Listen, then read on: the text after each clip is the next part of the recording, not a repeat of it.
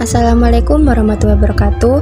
Perkenalkan, nama saya Wilda Aluf, NIM 20110501001014 dari kelas Perbankan Syariah 1.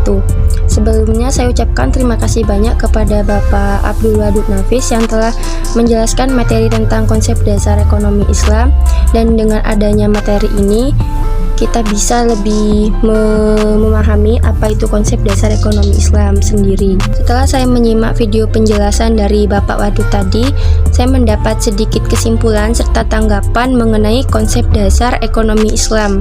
Jadi di sini saya sangat setuju mengenai pendapat banyak orang bahwasanya kita sebagai umat Islam sangat penting untuk mengetahui apa saja ajaran-ajaran Rasul yang telah tercantum dalam Al-Quran dan hadis, yang salah satu contohnya yaitu bagaimana konsep dalam berekonomi.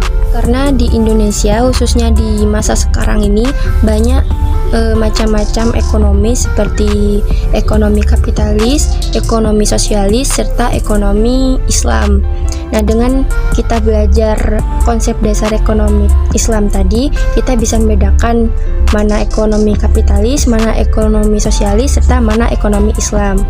Saya akan membahas tentang apa itu ekonomi. Nah, ekonomi sendiri memiliki arti sebuah cabang ilmu yang di dalamnya membahas serta mempelajari bagaimana perilaku manusia dalam memenuhi kebutuhan serta kepuasannya.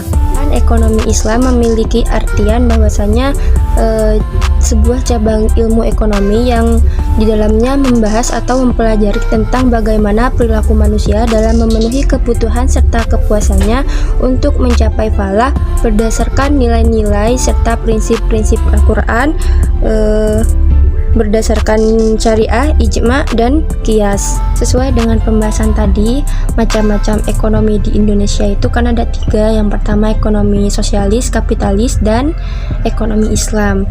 Jadi di sini saya akan menjelaskan apa saja perbedaan dari ketiga ekonomi tersebut.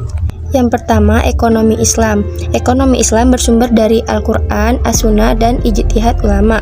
Yang kedua, ekonomi Islam berkompetisi dikontrol syariat Islam. Yang ketiga, pengakuan kepemilikan individu dan umum secara nisbi.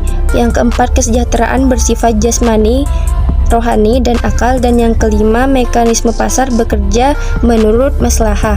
Yang kedua yaitu ekonomi kapitalis. Ekonomi kapitalis bersumber dari pemikiran dan pengalaman manusia. Yang kedua, kompetisi usaha bebas dan melahirkan monopoli. Yang ketiga, pengakuan kepemilikan individu secara bebas. Yang keempat, kesejahteraan bersifat jasmani belaka. Dan yang kelima, mekanisme pasar dibiarkan berjalan sendiri. Dan yang ketiga yaitu ekonomi sosialis. Ekonomi sosialis bersumber dari pemikiran dan pengalaman manusia, tidak ada persaingan dan tidak terjadi mekanisme pasar.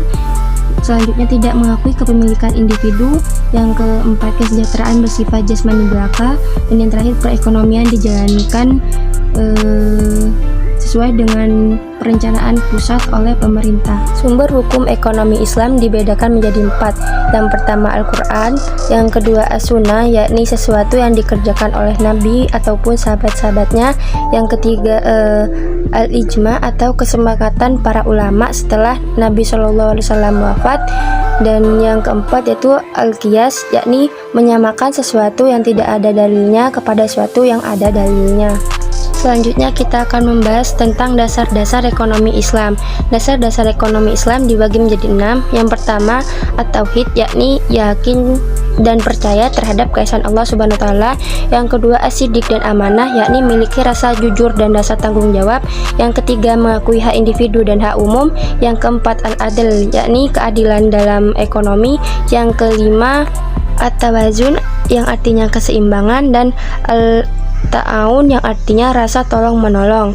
Jadi prinsip-prinsip Islam harus terhindar dari maghrib, yaitu maisir, yang artinya mirip seperti judi. Terus gorot, yang artinya menipu. Dan yang terakhir riba. Dan pembahasan terakhir masuk ke 8 karakteristik ekonomi Islam. Yang pertama, ekonomi Islam terikat dengan akidah, syariah, dan akhlak. Yang kedua, harta milik Allah dan manusia sebagai khalifah. Yang ketiga, larangan maisir, gosor, dan riba. Yang keempat, keadilan dan keseimbangan dalam melindungi kepentingan individu dan masyarakat. Yang kelima, keseimbangan antara kerohanian dan kebendaan. Yang keenam, bimbingan konsumsi. Yang ketujuh, petunjuk investasi. Dan yang terakhir, zakat. Sekian tanggapan dan sedikit kesimpulan mengenai materi konsep dasar ekonomi Islam. Kurang lebihnya mohon maaf. Semoga ilmu yang kita dapatkan bisa bermanfaat baik diri sendiri maupun orang lain. Sekian, wassalamualaikum warahmatullahi wabarakatuh.